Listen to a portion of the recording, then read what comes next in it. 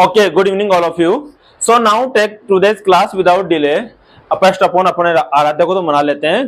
बोलो जय श्री राम, राधे राधे, सलाम वालेकुम, सत श्री अकाल। जो भाई जिस भाषा में सीखना चाहता हो उसी में उसको नमस्कार प्रणाम। अच्छा, जो भी मेरे प्यारे भाई बहन हैं जो कल लाइन पे नहीं आ पाए थे, आज अपने चैनल पे आ जाइए, ऑनलाइन क्लास में आ जाइए और देखते हैं आज की क्लास में अपन कल सब डिवीजन तक छोड़ दिए थे, आज सब डिवीजन से आगे बढ़ते हुए क्लास को आगे बढ़ाते हैं। एक बार मैं रिवीजन करता हूं, आपको बताता हूं। मैं कल बच्चों मैंने आपको बताया था टेंस होता है समय काल परिस्थिति, इसके तीन भाग होते हैं, इसको तीन प्रकार से बांटा गया है, प्रेजेंट, पास्ट, फ्यूचर। प्रेजेंट को कहते हैं माय डियर स्टूडेंट वर्तमान काल, पास्ट भूतकाल एंड फ्यूचर विल बी भविष्य काल। इनके सब डिवीजन होते हैं चार प्रकार के, indefinite, continuous, perfect, perfect continuous. Once again, indefinite, continuous, perfect, perfect continuous. अब इनके भी चार सब डिवीजन होते हैं। वो सब डिवीजन आज हम स्टार्ट करने जा रहे हैं। इसके अंदर होता है affirmative, negative, interrogative, interrogative, negative. My dear student, affirmative in the sense स्वीकारात्मक, the tense in which we accept all the things, we do not use any neither और we do not raise any caution। यानी ऐसा वाक्य जिसमें हम sentence को स्वीकार करते हैं सीधे सीधे तौर पर, उसमें नहीं का यूज नहीं करते हैं और किसी प्रकार का क्वेश्चन भी उसमें हम अगले से रेज नहीं करते, ना ही प्रश्न पूछते हैं। जैसे मैं खाना खाता हूं, मैं गांव जाता हूं, मैं बैठता हूं, मैं मोदी जी से बात करता हूं, मैं अमेरिका जाता हूं, मैं मम्मी की हेल्प करता हूं। इसके अंदर मुझे लग रहा है कोई इन 500 सेंटेंसेस के अंदर किसी भी प्रकार से मैं नहीं का यूज नहीं ले रहा हूं, ना ही कोई किसी प्रकार से मैं क्वेश्चन रेज कर रहा हूं। तो अफर्मेटिव का मतलब आप समझ चुके हो, जिसके अंदर अपन स्वीकारात्मक का भाव दे। Negative in the sense my dear student, जिसमें वी फील नकारात्मक, in the sense the sentence in which we use negative sense. ऐसा वाक्य ऐसा वाक्य जिसके अंदर हम नहीं का भाव देते हैं। जैसे मैं गांव नहीं जाता हूं, वह एग्जाम नहीं देता है, दीदी घूमने नहीं जाती है, और तो और हम बोर्ड देने नहीं जाते। इन सभी सेंटेंसेस के अंदर नहीं का यूज हो रहा है। अब देखिए next sentence, next topic interrogative. Interrogative word से ही अपन को पता चल रहा है प्रश्नवाचक। The sentence in which we ask और रेज सम क्वेश्चन, ऐसा वाक्य जिसमें हम अगले से प्रश्न पूछते हैं। जैसे मैंने पूछा आपकी उम्र क्या है, हाउ ओल्ड आर यू, आप क्या खाते हो, व्हाट डू यू ईट, आप कहाँ रहते हैं, वेयर डू यू लिव, आप कौन सी कक्षा में पढ़ते हो, in which class do you study.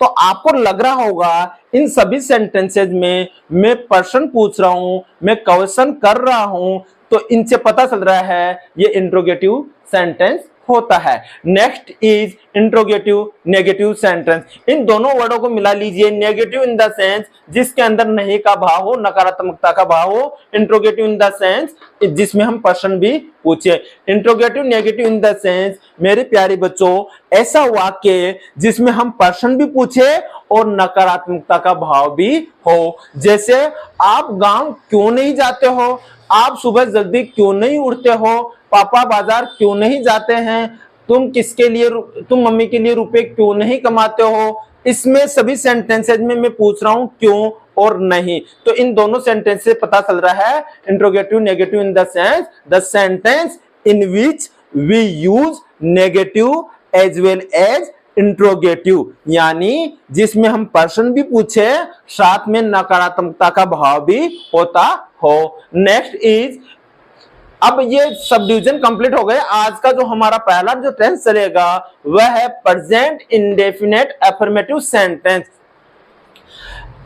Present indefinite affirmative sentence, इसको हिंदी में बोलते हैं सामान्य वर्तमान स्वीकारात्मक वाक्य। सामान्य वर्तमान काल स्वीकारात्मक वाक्य, इसकी आइडेंटिटी होती है। क्या होती है?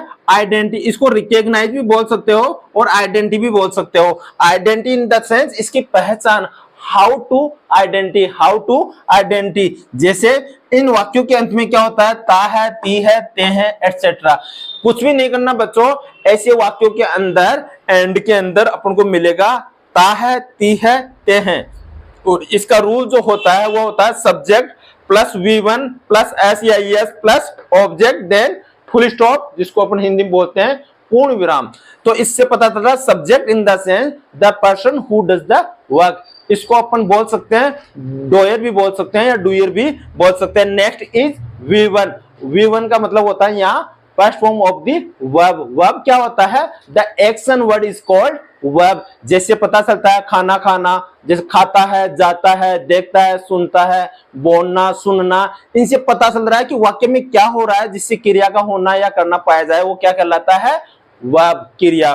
Then is object. तो सब्जेक्ट और वर्ब के अलावा, सब्जेक्ट और वर्ब के अलावा जो भी बीच का जो मटेरियल बचता है वह सारा ऑब्जेक्ट के अंदर ही आता है। इसके बाद में अपन लगाते हैं इसमें फुल स्टॉप। सो बच्चों subject plus V1 plus S या ES plus object and full stop, इसको कहते हैं पूर्ण विराम। ठीक है, इसका रूल देखिए, इसके जो गोल्डन रूल्स हैं वो ध्यान में आपको रखना होगा। ये रूल्स अगर आपने अच्छे से देख लिया ना तो बच्चों टेंस से आप बिल्कुल टेंशन हटा लोगे और सुंदर सर के साथ रहकर अपना जीवन बना लोगे। मैं आपको ये कहता हूं इस दुनिया में भगवान के अलावा कोई भी परफेक्ट नहीं है। तो आपको कोई भी आपकी टांग खींचे, आपको नीचा झुकाए, आपको कमजोर समझे, आप उससे दोस्ती, आप उससे हमेशा हमेशा के लिए दूर हो जाओ। और इंग्लिश सीखना है ना तो सुंदर सर के साथ परमानेंट जुड़ जाओ। देखिए इसके गोल्डन रूल्स में ये होगा, जैसे इसका रूल्स फर्स्ट है यूज ऑफ S या ES।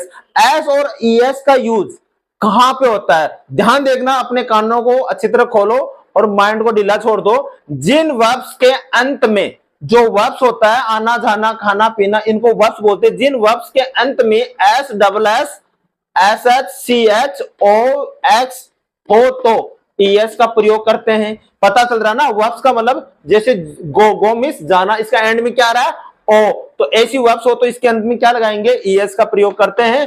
तथा बाकी सभी वर्ब्स में हम करेंगे S का यूज करते हैं, S का प्रयोग करते हैं। तथा सब्जेक्ट जो बच्चों इसमें जो कर्ता होना चाहिए, जो सब्जेक्ट होना चाहिए, he she it and any singular noun होना चाहिए, यानी एक वचन में होना चाहिए, एक आदमी होना चाहिए। राम खाना खाता है तो एक ही हुआ ना सिंगुलर नाउन का मतलब, यहाँ एक। ही सी इट में या सिंगुलर नाउन में से कोई एक होना चाहिए। ठीक है, ये गोल्डन रूल्स एक ये हो गया। दूसरा गोल्डन रूल्स ये है, अगर subject I we you they, subject में क्या होना चाहिए, आई वी यू दे हो। तथा प्लूरल नाउन का मतलब जानते हो, बहुवचन। दो या दो से अधिक कितने भी हो सकते हैं। जैसे सपोज करो मैं और मोदी जी दो जने हो गए, मैं और राहुल गांधी दो जने हो गए, दो जने हो गए ना। और मैं अकेले की बात करूं सुंदर सर, तो सुंदर सर अकेले हो गए तो सुंदर सर के साथ ये वाला रूल लगेगा। और मैं और मोदी जी दो जनों की बात कर रहे हैं तो ये प्लूरल नाउन का यूज लगेगा। अगर प्लूरल नाउन हो तो वर्ब के साथ फर्स्ट फॉर्म का ही प्रयोग होगा, इसमें S या ES नहीं लगाना है। आई होप सभी बच्चों को अच्छे से समझ में आ रहा है। अगर जो बच्चे मेरी भाषा को समझ नहीं पा रहे हैं उनसे रिक्वेस्ट है इस रूल्स को पढ़ें, बार बार पढ़ें, बहुत इजी, जीवन का सबसे इजी मेथड है ये। और इंग्लिश सीखने में किसी को भी हिचकिचाहट और परेशानी नहीं होगी।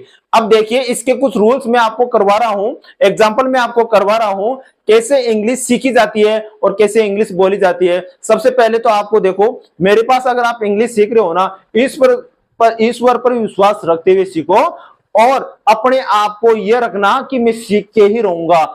मैं सुंदर सर के साथ जुड़ा हुआ हूं, मुझे भगवान का आशीर्वाद है, क्योंकि ये दुनिया है ना आपको चिढ़ाएगी, ये दुनिया आपको जलाएगी, ये दुनिया वालों का काम है। आपको जीवन में आगे बढ़ना है तो सुंदर सर के साथ जुड़ जाना है। और भगवान के अलावा इस दुनिया में कोई भी परफेक्ट नहीं है। आपको जो भी दिखाई दे उसको इंग्लिश में सोचो, जो भी आपको दिख रहा हो उसको इंग्लिश में पढ़ने की कोशिश करो। और जो भी आप किसी से वार्तालाप करते हो उसको कोशिश करो ज्यादा से ज्यादा इंग्लिश के वर्ड में उसको वार्तालाप कम्युनिकेशन करे। और नहीं आती है तो जो भी जैसा भी आए, जैसे आपको पानी चाहिए, गिव मी पानी, अगर वाटर की स्पेलिंग नहीं आ रही तो आप बोल दो गिव मी पानी, कोई शर्म नहीं है। फिर आप जैसे ये वर्ड बोलोगे ना तो आपके दिमाग में आ गया, अरे मैंने पानी बोल दिया, तो आप आगे से क्या बोलोगे, give me water please. Oh this is the method of the how to learn English. This is the very easy method. This is the process of learning English. So my dear student, again, आपको किसी भी प्रकार की hesitation नहीं लाना है। पंखा चला दो, क्यों बोलते हो पंखा चला दो? Switch on the fan, switch on the light, बोल सकते हो ना, ये तो अपन जानते ही हैं, इसमें कोई बड़ी बात नहीं है। तो आप अपने आप को मस्त रहो, हैप्पी रहो और सुंदर सर के साथ रहकर जान झोंक दो। इंग्लिश सिखाऊंगा, जबरदस्त सिखाऊंगा, इंग्लिश माइंड में डाल के रहूंगा। जुड़ते रहो, शेयर करते रहो अपने दोस्तों के पास, अपने चैनल को आगे बढ़ाते रहो। लिंक पे जो भी है, बेल बेल पे आप रिंग बजाते रहो। जो भी है, वह खाना खाता है, वह खाना खाता है। अब देखो इसके अंदर वह क्या है बेटा? सब्जेक्ट है। वह, यहां से पता चल रहा है कि खाता है, खाती नहीं है। अगर टी होती तो फीमेल और ता है तो मेल, और लास्ट में क्या रहा है? से पता चल रहा है प्रेजेंट टेंस, और ता है तो मेल। तो वह की इंग्लिश होती है ही। क्या होती है? ही। अब आपको कुछ भी नहीं करना है, ये ही लिख दिया। अब मैंने आपको दो गोल्डन रूल्स बताया था। अगर क्या हो, सिंगुलर नाउन हो, क्या हो, सिंगुलर नाउन हो, तो ये देखो सिंगुलर नाउन के साथ किसका प्रयोग हुआ? ही, she, it and singular noun हो तो किसका प्रयोग होना चाहिए? एस या ईएस में से किसी का होना चाहिए, इन दोनों में से होना चाहिए। लेकिन अपनी शर्त थी क्या? एस, वर्ब में क्या आना चाहिए? ईट। तो ये वर्ब हो गई। खाता, खाता को इंग्लिश में कहते हैं ईट। तो ईट में लास्ट में क्या आ रहा है? टी। क्या आ रहा है?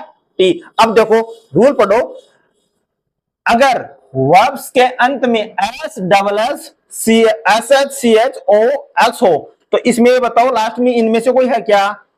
अगर ये हो तो इसका यूज होगा ईएस का, और नहीं हो तो आंखें बंद करके एस लगा दो। तो यहां लगा दो आप एस। क्या लगा रहे हो? एस। तो ही इट्स, और खाने को तो आप बोलते हो, क्या बोलते हो? मम्मी खाना थाली में परोस कर डालती है। दही, छाछ, सब्जी, रोटी थाली में सजोई हुई को क्या बोलते हैं? खाना। खाने की इंग्लिश होती है फूड, मील्स, जो भी आप बोल सकते हो। तो यहां बोल दो आप food, F double O D. और लास्ट में आपको लगाना बेटा फुल स्टॉप।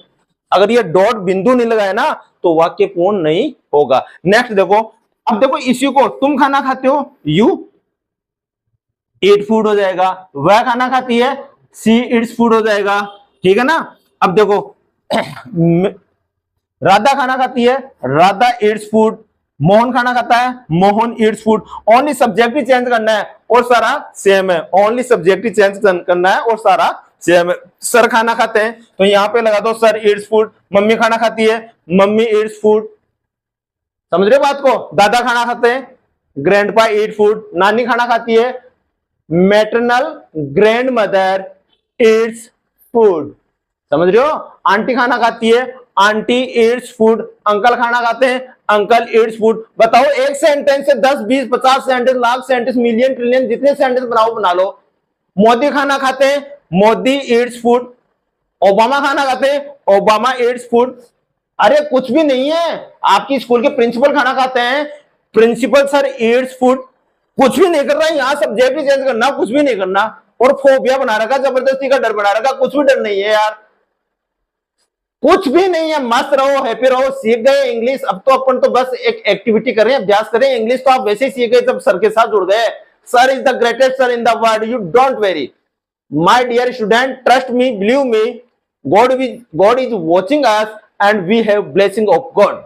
अपने पास भगवान का आशीर्वाद है। There is no one perfect beside the God in this earth. भगवान के अलावा इस दुनिया में कोई पूर्ण नहीं है। तो आप क्यों हेजिटेशन ले रहे हो यार?